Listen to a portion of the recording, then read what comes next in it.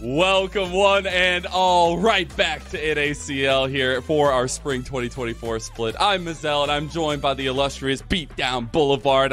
We're reunited once again. I'm so excited. We've got a fun slew of games ahead of us today, but also it is week 3 as well, which is actually insane. It is, and of course, because we mirror the LCS with match days and things like that, that's why you're seeing us on the Friday, following the LCS yet again. And like you said, Lennon, great games on the night. Really excited, especially for our first series, because, no spoilers, but it's a really cool matchup.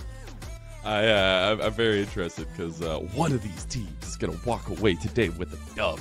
They have to. It literally has to happen. It's literally impossible. It's literally impossible not to. This is the kickoff of a pretty long weekend for us, though. It will be a 3-day weekend, just like LCS over there. So it'll be interesting to see how teams adapt to it, and especially getting to see more games on the weekend itself. I do want to go ahead and look at the standings here as well, because we have some likely candidates and maybe some unlikely candidates here at the top. But first place, tied, is going to be FlyQuest Challengers and MU, as well as a wild card.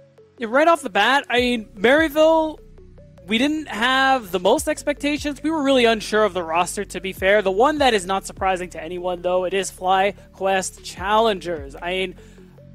Easily the best team so far we have in the lead. A lot of people's expectations for first place, even with new prospects like Sajed coming up and already performing pretty well. And the rest of the teams, because, not everybody's played the same amount of matches just yet, are trying to catch up.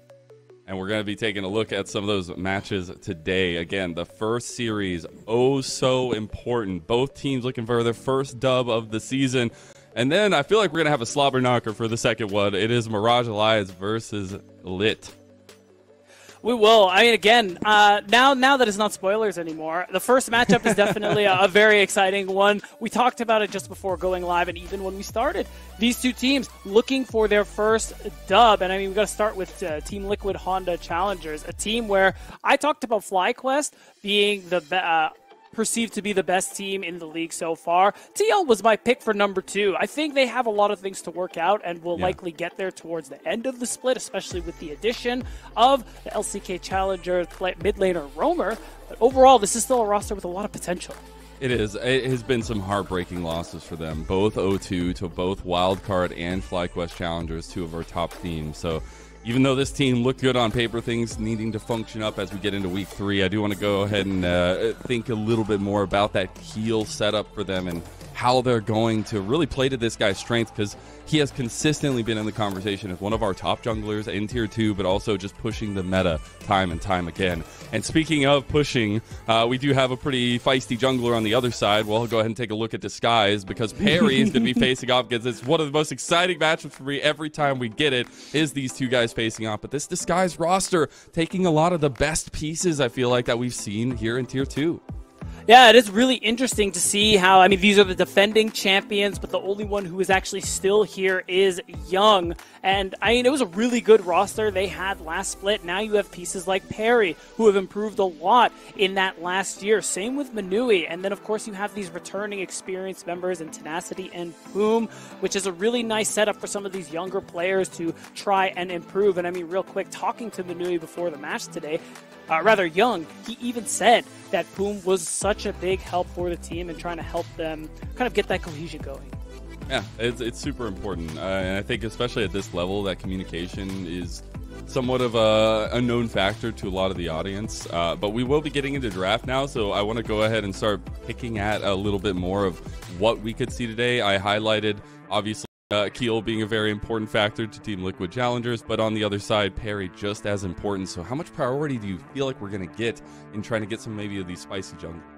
I think the premier junglers are pretty set. Things like Zinzao, Vi, Poppy, things like that, especially when we talk about priority in terms of bans. A lot of first rotation bans, whether it's Tier 1 or Tier 2, are aimed at the bot lane. You can already see it right now. Yep. Marksman, supports, being taken out of the picture. And Seraphina special, all right? Yeah, it's honestly, last year it was great. This year it's great. Manui, at least, putting respect on that champ's name, forcing people to ban it against him pretty much for more than the last year. Yeah, it's crazy, right? Like, you can take him out of fear, but you're still got to ban the Seraphine every single time. We also got the Vi ban there, which I think is important because we've seen a lot of single target lockdown be very successful in the meta here. Yeah, and I'm interested to see what Team Liquid are going to prioritize for that first pick. I mean, there's still... we're just going to go right into it. It's going to be that Orianna coming through. I mean, it is a pretty interesting one. It's very strong at the moment here, and I'm wondering if they just want to set up for the Nocturne. Usually at this point, Nocturne is taken away in that first rotation of bans, so maybe this is just them being like, wow, if you're just going to leave it up, like, we're grabbing it instantly. Yeah, I do wonder, though, there's a lot of combos for Team Liquid available over there on the blue side. Disguised with the red first pick, we'll go ahead and take the Varus, another very prominent ADC we've seen. Also provides so much utility with the Chains of Corruption. I think Manui's going to have a lot of fun with that one. But now you're looking at what other power picks you can really grab in the first phase. And one thing coming into this one was how mid lane is going to work out for me, because both these guys love to play around the Azir. Not only just play the Azir, they like to take certain picks that are typically strong into the pick itself. So now, first hand shown, Young pulls it out. I want to see what Roamer has as an answer. Yeah, I'm excited. I mean, it is a favorable matchup for Roamer, and I think individually he has been quite good. So I'm liking the chances so far. It's pretty interesting to me to see the Ezreal taken right away. I'm kind of back and forth on how strong I think the champion is without Karma, which is already out of the picture. But I mean, there are still other kind of enchanter type champions you can throw. We even saw in the LCS IMT, instead of that, paired it with Bard, had the Ivern in the jungle. That could be a route they potentially go down. And I think leaving the Nocturne up this long too is TL's way of saying, yeah, just ban it away. We were never going to pick it to begin with. Yeah, they just want to go for a different combo. We also got the Aatrox locked into the Cassante, Tenacity versus Jenkins.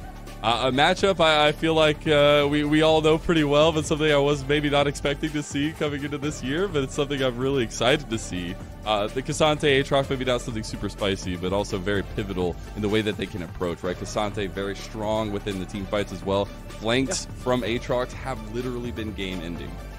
Yeah, and I'm curious to see how TL kind of rounds out this comp. It's a little, I think, up in the air to me right now. If they go for a support pick where it is this kind of all-in engage, something you can throw the Orianna ball into, I think that ends up playing pretty well into what DSG are going for. But I think they want to go that route anyway because of that Maokai ban, something really good at disengaging, creating space, and things like that. So I'm wondering if DSG try to ban things away like Nautilus or Leona, something along those lines. We don't see a lot of those right now, but that might be what TL is building towards. We do get the Bard ban as the secondary ban in the second phase. Obviously, that Nocturne ban there just to make sure they're not going to go ahead and grab that. I actually really like the Maokai ban here as well towards Disguise, because taking away a lot of spacing tools and a lot of at least forward play you can take away with that. The problem is now I think there's still a lot of engaged potential tools. The Renata ban, very good, great combo with the Varus as well. Yeah, I mean, I'm surprised that it got left up until this point, too, when you lock in something like Varus. But either way, Rakan was an answer. I was wondering if it would be the Milio. So it seems like now they have this engage option themselves for Poom. And with that in mind, you got to imagine that an engaged support is what you go towards here. I don't really know how I feel about Milio paired with Ezreal. It's probably fine, but the Nautilus is more of what I was expecting, just because you need that trigger pull, something to throw this Orianna ball on, and then we're just going to finally see what the jungle matchup's going to be. I'll just say there's Poom got elevated for a reason to the LCS before, and a lot of that was off his Rakan play. He was actually menace on that one, but we did get that spicy lock in here for Keel, the Ivern, as well as paired with that Nautilus. Yeah, and again, this is exactly what we saw IMT do earlier today in the LCS. Just the fact that it is this enchanter, you do clear really fast early, and you do have some pushing lanes, so you're going to have an opportunity to invade, take camps away, and in that mid to late game, you're shielding, healing, the space you control sets up the rest of this comp really well. So I really like how TL rounded this draft off. And for Perry, even though he gave us a little bit of fun there with what he was hovering, it's going to end up being the Poppy, something he plays a lot, something that will be active early, and something that can do a lot of playmaking here. So it looks like this comp does want to be going forward, does want to be setting up plays, and I kind of think as time goes on, it's going to get harder and harder. So I want to see that early activity from Perry and DSG. Yeah. I think a big highlight to Perry last year, I know he was very vocal of saying he wanted to be a leader, he wanted to be a playmaker from the jungle. He did that on Poppy. One of my favorite plays from the last year, even though I didn't vote for it in the end, was I know the what you're Poppy gonna say. defense play in You're a base traitor to for not save voting. the game. It was actually incredible. I think it's just the way that these two junglers think about the game is what makes them such a big highlight to me, and what makes this matchup versus each other so important to me. And as both teams hit the Rift to look for their first dub of the season, it is Team Liquid Challengers versus the Scout. I'm really excited to see how both of these teams are going to be playing this one out. Both have only played one series so far, and I think one of my biggest takeaways is that they're still trying to figure out how to play together. I mean, there are big shakeups on both sides. You have the inclusion of Romer straight from LCK Challengers. So, you have an import who is adjusting to a completely new country, new continent. Language barrier is also a factor, something that they're going to be continuously working on. But I actually spoke to Dodo over at the TL camp, and he had said that Romer has been adjusting very well. So, hopefully that bodes well for today and the team going forward. Again, going back to that team synergy being super important at this level, it always is. That communication, always important. That's why I find it interesting to see some of those hiccups, at least for Team Liquid Challengers, where that communication does come in key. But on paper, when we came into this season, this roster felt like one of the most powerful we've had. And they've had some heartbreaking losses that we were talking about earlier as well. 100%. And I mean, now, again, my eyes are on Perry in this early game. That knowledge of where Keel is going to be pathing is going to be super important. So it's nice that Tenacity was able to get that ward down. And it's just going to be about what Perry will be able to get done. Because, again, you have a lot of early agency as this Poppy. And I think it's basically DSG's key to success, being able to find these leads and generate them. Because if we just AFK, LCK style it for 20, 25 minutes, DSG are in trouble. Have you seen this guy Perry though? He can put his foot over his head. Like he's flexible. He can go anywhere. And if you haven't seen it, please go look at the content from last year. Literally any clip that he's in, you'll see it. But it's also interesting to give a little bit of a highlight to him because it is a new year for Perry. He spent a lot of time growing himself, it felt like, on Fear. And, a new day, new age, and especially a disguised roster that, again, we talked in draft, has pulled some of the best pieces of T2. Yeah, and speaking of Perry, too, I talked to Young earlier in the day. I asked him to compare, how does it feel playing with Perry versus Tomio? And it's funny, first thing he said, I'm going to miss Tomio's psychopath plays, but overall think Perry is also a very good jungler. And is actually, he says, is more stable. Stable. Okay. Yeah. That's a good word. I like that. And I think you could say it. Maybe the comms get a little crazy, but stability, at least on the Rift. Only for the Pentas. Only for the Pentas. But checking in on this one, we do have those bot side pass coming to a head here for both junglers. And it's Heal out on the first roam with priority from his bot lane. Kim down on the roam. And like I was saying earlier, it's pretty easy to steal camps away if you have the smite as Ivor. And that's why they're just grouping up. But can't get away from this tree. Oh, boom, going right back in. Perry goes in with the wall bang there on a Kim down, taking a chunk of damage. It's all a fight over the Gromp, but it's Keel trying to take it away here and does do so. Yeah, it's just brutal. Your bot lane is getting pushed. Spawn and Kim down really making the most of that early aggression to get the wave in, and it just already gives Keel a little bit of that lead early on. Really nice stuff. What we'd like to see in this, it's a mind game in the jungle between these two. Some of our best to do it in T2. Meanwhile, get some of our best in the mid lane right now. Romer versus Young. Again, a nice little highlight on Romer, who actually has been a pretty important piece of the puzzle, it feels like, for Team Liquid Challengers. And a successful game against Young, or a successful series against Young, really makes a step towards making that name known. Right, and both sides of this matchup are really interesting to me because, again, Romer being such a young player who individually has shown some bright spots in the first match that they played earlier on in the split, and Young, who has some more experience under his belt, even says how he's trying to actually help the lesser experienced players around them improve and grow, and he's trying to be more of that team player. So I'm interested to see how that one works out for him, when usually our biggest criticism of Young is that the lane phase is where he struggles a little bit.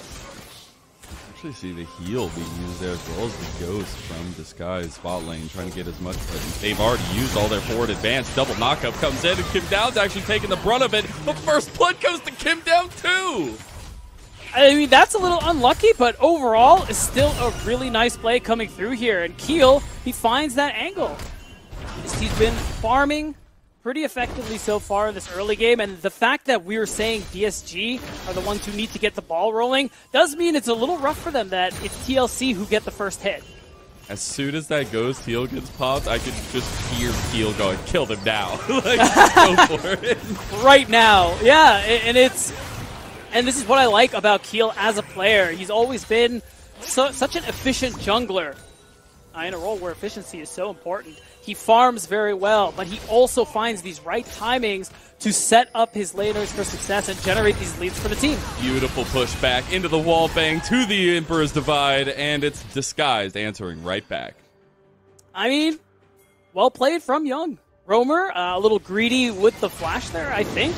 As soon as a play like that happens, I think you just got a flash, but ultimately that will give you the opening for DSG to start this first Drake. They will do so on Vision because Roamer is still currently walking back to lane. It's probably going to be an easy pickup here. And in a meta where Drake stacking is super important, you love to see it.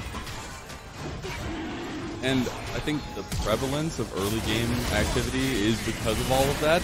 And speaking of, we're just going to get a full-on contest. Kim Down trying to be his best Spider-Man cosplay. Does end up getting out of there. Luckily, he's on Team Liquid with all those Marvel. Now, I think Spawn actually has an angle to do some decent damage here. Keel's looking for the flash play. Keel. He can bring somebody in if he can hit it. Harry getting knocked back, and Spawn claims the kill. Meanwhile, Manui's trying to get a long-range kill in the back, but can't do it. Wow, that's tough. That's kind of an idea of what these fights are going to look later on, but I may need to hold that thought. Tenacity, Jenkins wants it. He's got that dog in him. Is he going to unleash it on the Tenacity? Oh, Not man. looking like it. You go ult for ult, but again, it is kind of what you expect. Level 6. It's just an amazing thing for Cassante. He changes pretty much every matchup that he is in. They're suddenly under so much kill threat. And overall, though, TLC, they're just going blow for blow. They come out ahead this time around. They don't get the first Drake, which I think is fine. Drake stacking for them. With the more favorable late game, it's not such a big deal. As long as you're denying it from DSG like they have, and then continue just getting this prio, allowing Keel to farm, and allowing yourselves to grow this lead, everything's chill. It's kind of crazy they actually delayed that dragon take as well, because now we actually get an opposite side of the map. Potential scuffle around the first grubbies that are available, and Keel is the first one there.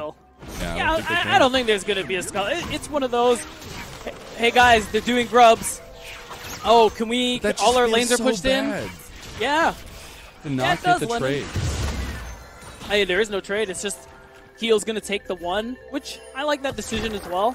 You see junglers do this where they'll take one grub just to make sure that you can't get that first 3, and even if they get the first 2, you have an opportunity to deny those 5 or 6 stacks that let you summon the Void Mites when you're attacking structures. So at that point, the buff sucks if you don't have 5 or 6. And I actually feel like there's a lot of respect being paid, at least right now in the jungle, in terms of where they're pathing and how confident they are to go for more aggressive ones. Because these are 2 junglers, remind us, that are very aggressive. It will go for a lot of invades. We already saw that from Keel earlier on, but when these decisions start coming to maybe game-deciding things, it's going to be really important to be on key. And the Dragon, started up by Disguise, is going to be potentially contested by TLC. Oh, this time they might be able to get it. He wanted to walk in there. Big true shot barrage, but Young with the play over the top rope, and I think Keel's just gonna get that kill out of there. That's big moves from Daisy, but it's immediately Team Liquid cleaning house afterwards. Young is gonna die, and it's a kill right over the Roamer. Oh, we got the 1v1 Tenacity. He almost gets it. Jenkins has the speed, has the ghost. He's got the damage. My God. Tenacity falls under a turret, and Jenkins, well, he does have that dog in him. Every part of the map, Lennon, it's coming up all Team Liquid Challengers. And what I was going to say during that first Dragon fight, that was an insight on how these 5v5s are going to go as time goes on. You need to burst down the members of Team Liquid Challengers. see it right here. This is an excellent engage from Young, but you have Daisy. You have the shielding that comes through as the Ivern, and you have a great wombo combo with that Orianna Shockwave and throwing it on pretty much whoever you want. If you don't instantly blow up members of Team Liquid Challengers, you will lose that battle of attrition. And this game looks like it's just going to continue getting harder for DSG. Yeah, tenacity a little bit too big for his britches in that one, as Jenkins just able to use the Ghost and the mobility of the Cassante to get out of it as well. Really, really top-notch plays from Team Liquid Challengers to take advantage across the map. And now they have so much strength to fight over these next pivot points, at least in terms of the objectives. But the fact of the matter is, this guy did get a dragon. All right, it was the first infernal dragon. That's true. And that's really the saving grace that you mentioned there, Lennon, because they desperately need that Dragon Soul to come through. So my eyes aren't just on the next dragon, which is coming up in 3 minutes, but in about a minute and a half, 2 minutes from now, my eyes are on DSG, because we've already seen at 10 minutes in the game that DSG cannot 5v5 against TLC now. It's already too late. That ship has sailed. So with that in mind, what kind of plays are you going to look for to generate some kind of numbers advantage? Get a pick before the dragon spawns so that you can continue stacking. And how is Keel going to respond to them? We do have the remaining 2 grubbies who were left alone without their third. Finally being taken out. Do you have any big names for them? I just like grubbies a lot. My only opinion as a certified hater that specifically the name Kevin is stupid. For the grubs. I don't understand. Someone randomly said it on Twitter, and apparently that's just what it is now, and I don't vibe with that. Me and Nymera in the LPL last night, we came up with the Telegrubbies. We'll have to see how many episodes of that we get tonight. That's good. Meanwhile, Shockwave episode onto Young as Roamer's trying to chase him down, even with Parry right there. A lot of confidence being played through the mid lane. It's a flashless Roamer, by the way, which you love to see. He knows he's perfectly safe. Because Young also has his flash down and he won't be able to get on top of him and suddenly ult him. So that play, though, is an example of what I was talking about, where you're just trying to set up a play a little before the dragon spawns so you can get some kind of numbers advantage. You get Roamer out of the fight so that he can't use that Shockwave. I mean, that's just a beautiful setup to continue stacking these Drakes. But unfortunately, it doesn't work. I see DSG getting maybe one more opportunity. But so far, TLC have been reading them well. They have, and they have a decent lead to speak of it. I do want to highlight, though, we have our first items truly coming online. The Nashor's Tooth burst is a pretty good spike for the Azir, at least increasing that attack speed, but also giving some damage to back it up. We did get that Arcane that was completed at least for Roamer, so we're going to be stacking that one up quickly.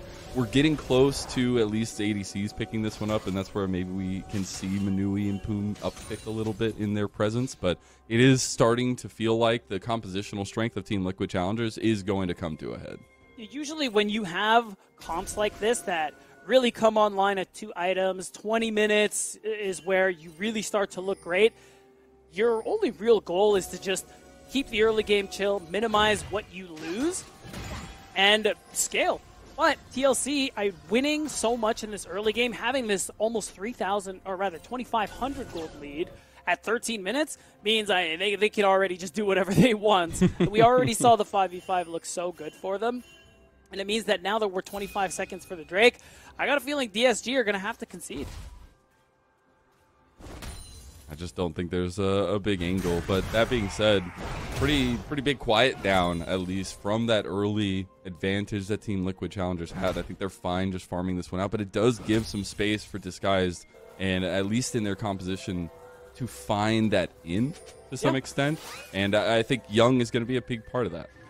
Young, and I would add Parry as well, because that Keeper's Verdict is that big game changer in some of these team fights. If you get a good Poppy ult and you knock away Keel, Spawn, Roamer in some of these fights, that could be a way for DSG to turn these fights around. Then it's tough. Jenkins. He's a speedy boy. Doesn't get the hit into the wall, but here comes Poom for the third member as Jenkins going to all out, try to get out, does get the at least move it away, and Parry can't get it. He's out of there, and Easy does it. I mean, well played from Jenkins. Uses the ult, and Cassante's insane mobility to just get the hell out of dodge. And that's a tough one. You sacrifice that Drake in hopes you get a successful kill. I like the play, it's definitely a good look. It's just pretty unlucky that it didn't pan out. You do get that Herald, which could help you knock down a turret, maybe 2 if you're lucky, and that could be a nice way for DSG to get some gold back into their pockets. Now the real question is, who's driving on DSG? Who's got the driver's license? Oh man, if I had to guess right now, it would probably be Perry. I think that's the safest bet, you know? Because if they're sitting under the turret, Lennon, let's just picture it for me. Members of TLC are there. You want to put the tankiest person there, just so they don't get caught, or if they do, they can just run. They can just walk it out because they have so much health and resistances and all that. Also, I imagine Perry being a very good driver. Like, I imagine him being like none of the funny games when you get into the car, right? He locks in, right? You know what? I like that. I'm gonna agree with you. I do expect them to try to break down this mid lane now and try to get Manui a little bit more in this mid. As now we have that lane swap-a-rooney coming through. Some presence from TLC there as well, though. I think mid tier 1 would be a fine angle. I'm kind of wondering if they're going to try and make a play to a side lane, where TLC might not commit too many members, kind of like what we saw Perry and Poom do with that gank onto Jenkins earlier. If they try that again in another minute or two's time, and they successfully get a kill, that could actually be a pretty big way for them to knock down 1 turret, maybe 2, and that would be a nice chunk of gold they get back for themselves. That ward seeing Perry will mean the TLC back off of the play they were trying to dive on the top side of the map. DSG with a nice redeploy up here will defend against that. And both teams don't necessarily have those big pick potentials. I think there are some, obviously, if people overextend, but in a meta where I feel like we have seen a prevalence of those pick-style comps in the downtime, both these teams really looking at the big fights around objectives.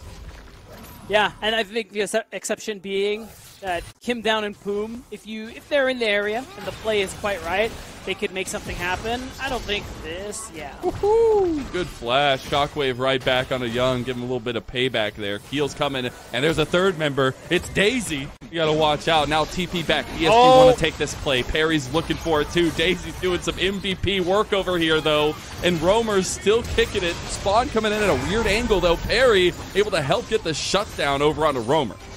Really nice flash from Perry to get the E, bringing back Roamer to the team there. Just recognizing that his flash was down. It's really good quick thinking to be able to get that shutdown coming through here. You don't get more, and it costs you Tenacity's teleport, but finally, it's something DSG can cash in. And especially with Perry getting that Koenig Rooker finished, he's definitely going to be really liking his time in these fights a little more now. Yeah, I feel like he's going to be able to play a little bit more confidently, too. And they still have the Rift Herald play. That's the biggest thing for me, is there's just a lot of standing gold left on the map. Meanwhile, speaking of standing gold, Tenacity might just get caught standing. The tower, though, does take it, and that'll be a little bit more gold over the Team Liquid. Yeah, and I mean, I like this from TLC. Immediately they walk away. There is that opportunity for Manui to hit this tier 1 turret, but the True Shot Barrage means those minions won't last much longer. Okay, there it is. Let's see who's getting in. Now, I'm not going to lie. We've seen this go horribly wrong so many times in the LPL. Nobody's even going to touch it. They're just going to let it go. All right, so the tower does end up falling to this guys. As long as... Hey, guys. We're taking the turret. Okay, there we go. Well, but now Manui's in a little bit of trouble. All right, he's got teammates there. Luckily, hey, they're just like, guys, get away from him. Get away from him. It's fine. We do have a Dragon in a minute, though, beat down. I want to see the redeploy now coming out that way from Team Liquid.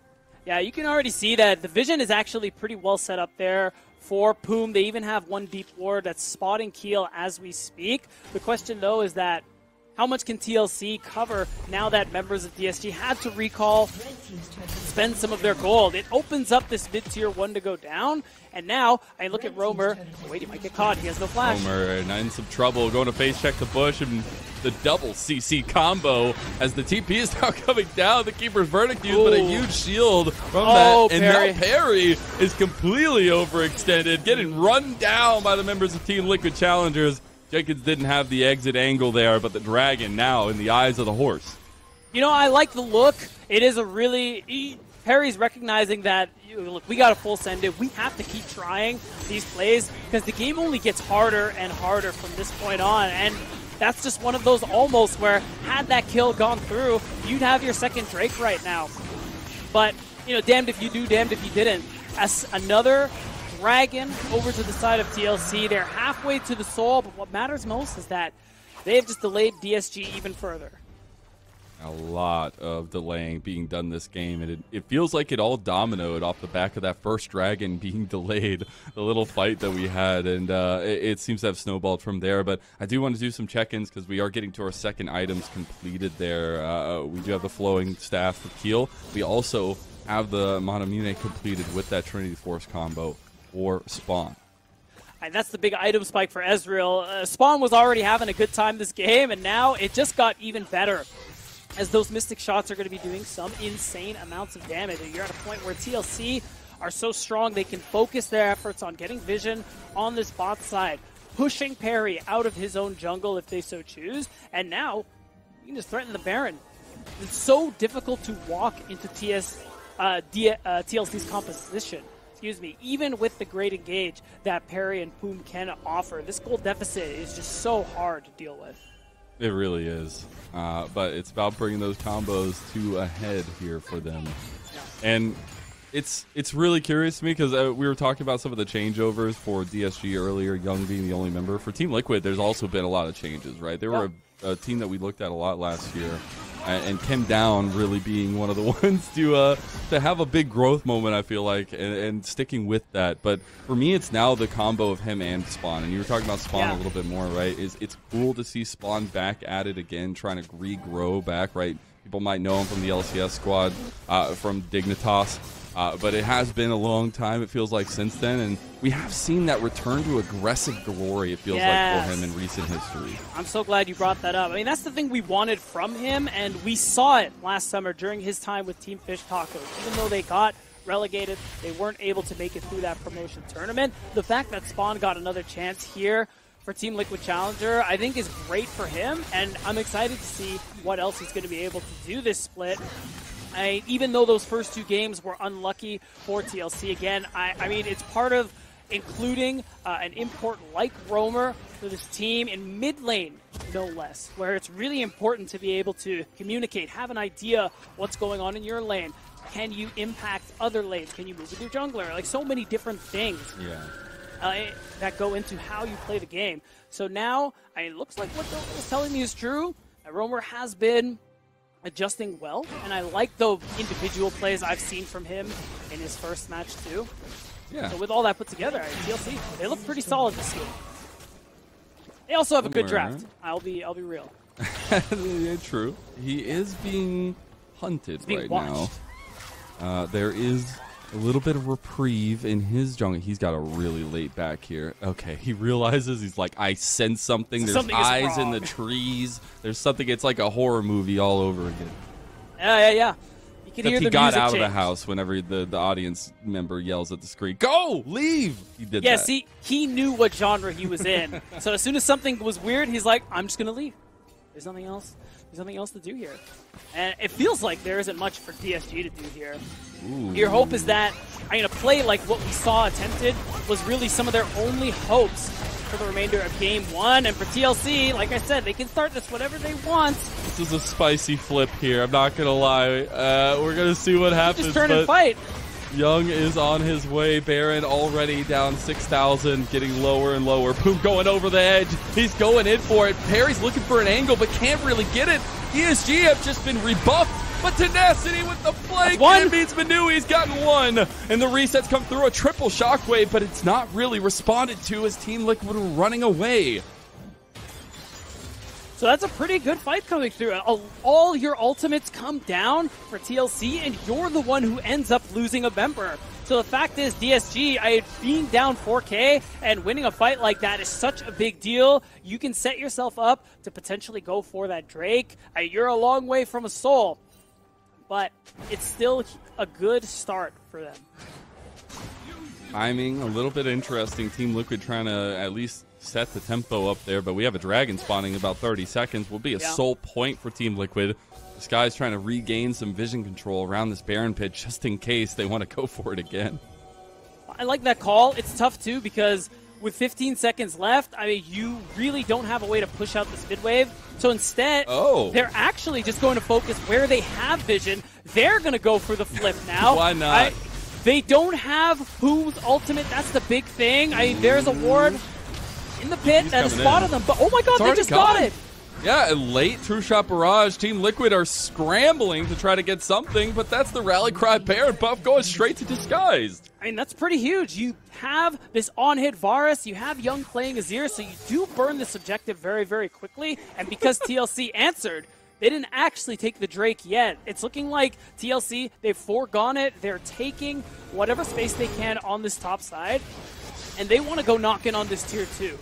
It was almost like a 3K lead, a little bit more than that for Team Liquid. It was 4. Now it's going to be cut in half, and even more so, they still have the Baron buff for so long. The response needs to come out, and Disguise can really utilize this overextension potentially. There's 3 members here, and Perry says, let's go for it, maybe using some of that commanding presence. Wow. And it's Kim Down who pays the price. The all-out comes out. Young dashing away, but he can't get away from Jenkins. As Jenkins is doing Cassante things, go ahead and spam that chat with the copy pasta, rather. And I wonder now how that response comes through, because it actually means the Team Liquid come away on top. Yeah, Kim Down was the sacrifice, but they ended up getting 2 in return. No one is yet to take the Drake, but you got to imagine now TLC walking in with these decently long spawn timers on DSG side are going to have an easy time picking up their soul point. And I mean, Ocean Soul, they're not up against the Pope comp exactly, but any healing is a good thing to get. So if they're able to secure this, it would be such a big deal. But Perry is in the area. He's got the blast cone here. He's going at the pit. He's not looking for the 50-50. Boom's going in for the engage. Tenacity is on the way, but needs to be really careful. He's just completely soloed down. They can't even kill Keel, and that's a shutdown going straight to spawn. Now Boom, who started off the engage, is locked down to a double kill to spawn. I'm gonna be real. I don't know what that was from DSG. You're not gonna go for the the flip and try to steal it. You just walk away. The thing is, I think it's like a sunk cost fallacy, right? I think the initial rough part was going for that Baron. I think the Dragon being up on the other side, you had a lot of other things to play for. They wanted to flip it, but now it's just dominoed again into a lot of TLC advantages. They take the inhib in mid lane, and now they have complete control over the map. Yeah, now you're going to have that mid auto pushing. They can just focus on these side lanes and continue pressuring the map, kind of choking out what DSG are going to be able to get done here. And I mean, we're going to see the replay again. So, you know, at least 3 people are here, and it's just Perry, Boom, and Tenacity. But they decide to full send it. This decision, I'm not really sure what the call was exactly when your 2 biggest damage dealers are walking out of base. But it's just gold that didn't need to be given over. Now, Serpent's Fang got completed 3rd item right before that from Tenacity. It seems like there was some calls to try to go for something there, but ends up being rebuffed yet again. Team Liquid now back on the top side of the map, trying to get a tier 2 up there. It looks like a lot of bodies this way. But again, not a lot to play for after that, and just trying to get some lane pressure. Lane pressure they have. Oh, no, I don't think so. That's not a wet noodle. That's a spiky noodle. Yeah. And I think Tenacity doesn't want any part of that one. Nope. No fair. He's out of there. He is just gonna have you to show up to a pool party, somebody's got a spiky noodle, and you just have a regular pool noodle. That's like. I'm gonna be real. That's a fight. If that's a fight on site. It is a fight. Like what? I can't even fathom the purpose of going to a pool with something like that. I don't know, man. I would be furious, to say the least. And I'm sure Tenacity was furious, having to deal with Cassante because he almost got solo boloed. He's an item up on it, by the way. He is. The Servant's Fang's interesting to me. Right now, Jenkins just has a bunch of components in his pocket. He just finished the Frozen Heart, or rather the Gauntlet. But it is also kind of cool to see Tenacity back. A lot of fans may know him from his time in LCS as well, but we know him near and dear from his glow up into Tier 2 and his later promotion. Spent the last year over in Korea streaming as well, and had some fun with that one. But definitely the idea was, I want to come back and I want to be a competitor. And it's like we talked about all of last year. This is the path to getting back to the LCS. And we know a lot of players who are very experienced try to take this path. I think this is a big catch out actually onto Kim Down. He will flash away, making it out live. We've seen this happen Not even close. So many times this game, it feels like, and it seems like it's always Kim Down. Yeah, I mean, that's Nautilus as a champ. Every Worlds, when you pick a champion to have the most amount of death, you know, Nautilus is a really safe bet. It's just kind of the way it goes. But I think it really helps. Is it? I mean, wait, yeah. You know, when you when it was like most deaths almost. I mean, yeah, that's one of the things you do in Crystal Ball. So I always pick Nautilus because if that champ is ever good, like that's just how it works. And Kim Down, I mean, managed to survive largely because of the Celestial opposition, the extra damage reduction that he gets is coming through. But if DSG are going to pour everything they have into their enemy support, I mean, that opens TLC up to throwing everything at their carries. That was how that last fight ended up going TLC's way. Yeah, you killed Kim Down, but you blew a lot of cooldowns to make it happen. Thing for DSG, though, is if Young and Manui are left to free fire, you are going to die. Third item, Void Staff, has been completed. Manui has his wit's end as well. A lot of attack speed, a lot of sustained damage coming out from Disguised. Yeah, that's right, but those long fights, I don't favor them. Not just because of the 2 Ocean Drakes that TLC... Oh, hold on. Oh, they were just backing in the bush, and TLC let's just go. And so Disguised now, scrambled, running around like chickens with their heads cut off. Tenacity's trying to get something in there. Manui's trying to get an angle now, too. Tenacity just goes down, Spawn over the wall with the Arcane Shift, and Jenkins is just running at them menacingly. And Team Liquid Challengers, they're running away with this one, too. This is not how I expected the game to end, but it was going to be a fight like this regardless. So TLC, this comp that is so hard to kill, even with all the sustained damage of an Azir, of an on-hit Varus. They just couldn't get through the shielding and the healing. They could not. One final push here, and it's looking like a game end. Game number 1 going to Team Liquid Challengers. Their first win in any game of the split, and it's a big one right over Disguised's head. A big 1-0 to start off our best of 3. And a pretty good look coming through from TLC. Again, their draft, pretty nice. I really liked what they ended up going through. Trying to bait out that Nocturne ban into actually picking the Ivern is something that I think we're probably going to see happen a lot more until teams catch up on, because I think this champion is really strong, and we saw a perfect example of that in this game. So now going into Game 2, it's back to the drawing board for DSG, and this did look better than their first series, so I'm interested to see what they're going to cook for us. A little wake up. I'm sure communication is going to be on point. Game number 2. We'll be splash the face with water. Yeah, don't worry about it. We'll be right back after a short little break. They said it couldn't be done. They said the world would never accept a cookie this long. Or a churro, and probably not a pretzel either. They also said, under no circumstances should those really long and delicious treats be wildly affordable. To which we said, but we already made them. And they are. Introducing the incredible new foot-long sidekicks. Get one at Subway today.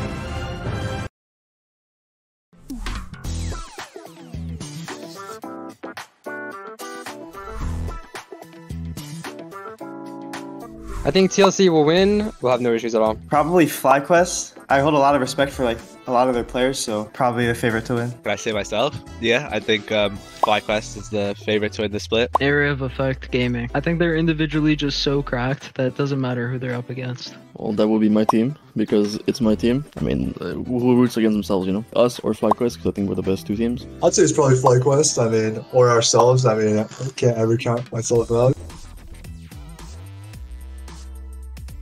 Yumi? Yumi? I don't know. I mean, honestly, I'll just say Yumi. That champ just, like, is useless, and then whenever the champ is useful, like, the game kind of sucks, you know? The community will have my back on that one. So yeah, just Yumi. Well, this is embarrassing. I think it's Zoe. She's just the mid lane champ that wins jungle matchups, and I also don't even really want it on my team, so I just say Zoe. Zed. I hate Zed. They just farm with Q from far, and then they think they're good when they press R.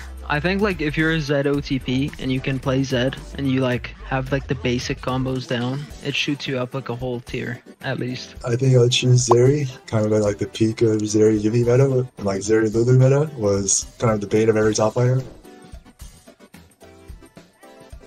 I want to dunk on Shochi. Yes. He's a good friend of mine, and he's a good laner, and I want to dunk on him. All of them. All of them, but in particular, every support player that exists, hands down. Just pick one. Quad. So badly. So badly, actually. This guy has 87 LCK games. He just dropped 2 nukes in his most recent game. So if I can drop a nuke on that guy, then it's gonna look good for me. Messages unlit. Give him a little reality check. I'll just choose Dragoon. I mean, we're the 2 like Darius players in ACL, and there's only space for one, I guess. I'll just say that. I just want to be AoE because I think I'm friends with a lot of them, and it would just feel good. Yeah.